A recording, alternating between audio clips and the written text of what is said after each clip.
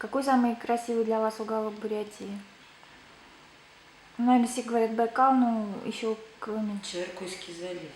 Именно Чеваркуйский залив из всего Байкала. Именно красивый, потому что там и горы, и тайга, и Байкал необыкновенный. Но это если Байкал.